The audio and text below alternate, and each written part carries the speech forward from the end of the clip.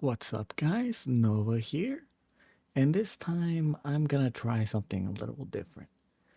I'm gonna try and take this channel a little bit more serious. I'm gonna take it with a fuck it we ball attitude. And yeah. For those 24 subscribers I have that have decided to subscribe and stick around even though there hasn't been content in a long time. Uh, I appreciate you. Yeah. So this time I'm gonna try yapping about random subjects that I can come up with. Apparently, that's pretty good for engagement and so people can get to know me better as a person. And yeah, enjoy. So I'm 26. That makes me a Gen Zer. And like many Gen Zers out there in the world today, I feel lost and I feel left behind by modern society. I guess what I mean by left behind is that I and a lot of Gen Zers don't have the same opportunities as our as the older generations did.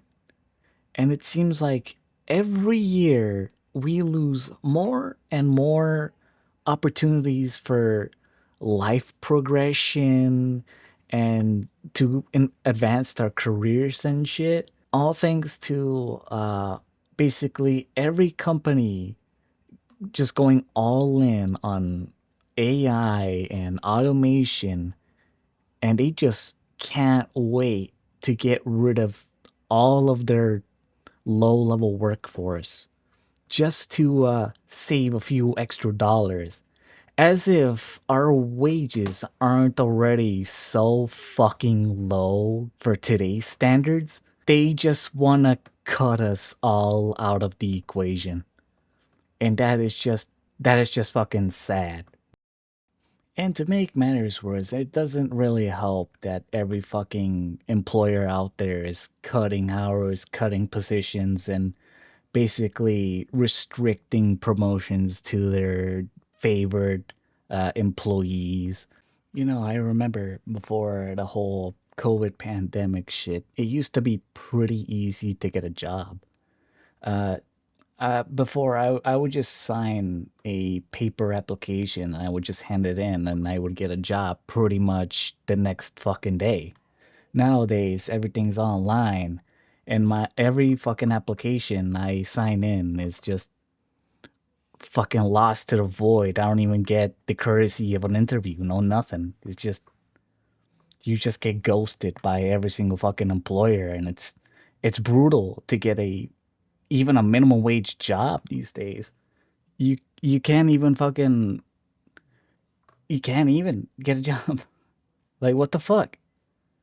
How does one expect to fucking pay the bills if you can't get work these days, especially with low wages and so few hours. I don't I don't want to live my life as a wage slave. And I get it. Boo fucking who. No one does, right? But I I've seen so many lifers work these dead end minimum wage jobs, and they're stuck there. They're like 40, 50 years old. They're miserable as fuck. And it scares me that that might be my potential future. It could be anyone's future. Yeah, you could see at them and think that that's not going to happen to you. That's not your future. That's not your outcome. But couple years of working there. Next thing you know, you're 40 years old. You're a lifer there, making minimum wage, barely able to pay the bills and enjoy life. You're barely getting any sleep. You're overweight. Your health has never been worse. And that's not a life. That's miserable. I don't get how how in the United States, potentially the richest The richest fucking country in the world. Yet there's people barely making it. I don't understand. And then there are these people that are just giving their life to these jobs. Like people drop dead. Like Amazon is probably the most notorious offender of this. Like look up Amazon warehouse thefts. Like you'll see many articles of people just dropping dead on the job. I don't want to I don't want to fucking drop dead on a job. That's that's not how I want to go out. I'm sure no one wants to go out like that. But like you're working like 40, 50, 60 hours of just getting paid minimum wage, even slightly above. I think Amazon pays a little more, but even then, it's not worth the health risk. Like it's anti-human. Your body can't operate like that. That's not how the human body works. It's not meant to be constantly going at it for 8, 10, 12 hours a day without a break. Like that's how your heart gives out and then you fucking die on the job. Work life balance is a myth to these employers. Like sure, some full-time employees get like PTO, sick days and all that shit, but you're expected to never fucking use them. And if for whatever reason you decide to take time off for yourself, or whether if you're sick or your health is not great, whether physical or mental, or you're taking time to see your family, just be with them for as much time as you can because you're expected back as soon as possible. The moment you come back, your boss and your coworkers look at you funny, like you just committed a fucking crime. And even then, your employer is probably like fast tracking your ass on like the next rounds of layoff or whatever. They're probably looking to replace you or that fucking moment. Well, enough talking about how shit our employers are in the job market and how fucking low our wages are. Let's talk about the housing market. Oh boy. Where do I even begin with this? Other than the fact that unless you have generational wealth or your family already owns a house, you're basically doomed to live a life of rentership. You know, the classic, you'll own nothing and you'll be happy, but I own nothing and I'm fucking miserable and I don't know what the fuck to do with my life. And I'm sure a lot of people can say the fucking same.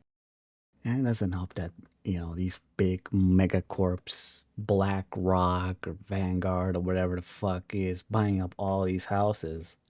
They're buying up like just entire blocks of houses and they're just empty houses that are without a family to live in.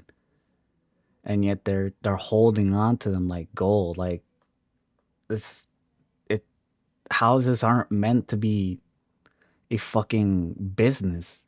It's basically a fucking, I don't know, I guess a right for someone to have a roof over their heads and just own it, but they treat it like it's a fucking commodity. It's a product to sell. And it is to sell, but not like this. Like houses aren't meant to be a business. It's a resource. It's like if I started hoarding water and then overcharging everyone who wants a bottle of water. Like, here's $1,000. Pay me $1,000, and I'll give you a bottle of water. It's fucking life. You're ransoming life potentially. It's insanity. The best we can buy today is like one of those Amazon like box houses that you can get for around 40 grand, I think, last I checked. And but back in the day, like there were these Sears catalog houses that you could buy for, I don't know, roughly the same price, but of course things were different back then. The economy was more stable and things were obviously cheaper. But those houses are still standing today, and they're still being a home to a family somewhere. But today, all we get are these like flimsy Amazon box houses. They look like a fucking storage crate from the outside, and that's all we're left with. If we ever want to buy a house, a fucking box, you know? A motherfucking box. Just for us. And I don't mean to make this like a depression post or whatever, or like a pity party, but it's something that's been plaguing my mind for a really long time. Again, I'm 26. Like I have to I have to lock in or I'm doomed, right? I feel like I'll die or some shit like do or die at this point. I got to lock the fuck in. Best I got here is like I gotta somehow make the YouTube and streaming career work, and I don't know, hopefully these videos, you know, make it to some people, and hopefully they like me enough to subscribe and hang around. Even if I make like the equivalent of making minimum wage here on like YouTube or off of streaming or whatever, I'll be happy. I can make it off of that. That's a really good start. But I guess the dream is make enough to become financially independent and to do this as a career for as long as humanly possible. I would like to become, rich enough to the point where I'm able to hire like a couple of employees, like a couple editors or something. And I want to be able to retire my parents as well. They're minimum wage employees as well, and they're barely making ends meet as is. It would be nice to finally let them rest and to end the nightmare that is basically just the modern employment uh, bullshit. So yeah, that's the dream. Become my own boss and potentially make enough to retire my parents, maybe hire a few people, a couple editors, maybe an artist or two, and, live the dream. Well, I guess it's something I have to force into reality. Whether that reality becomes true or not, we'll see. We'll see if this whole streaming VTubing career actually pans out, or am I doomed for an eternity of minimum wage jobs and barely scraping by? Well, either way, if you've stuck around this long, I appreciate you listening. Uh, Nova out.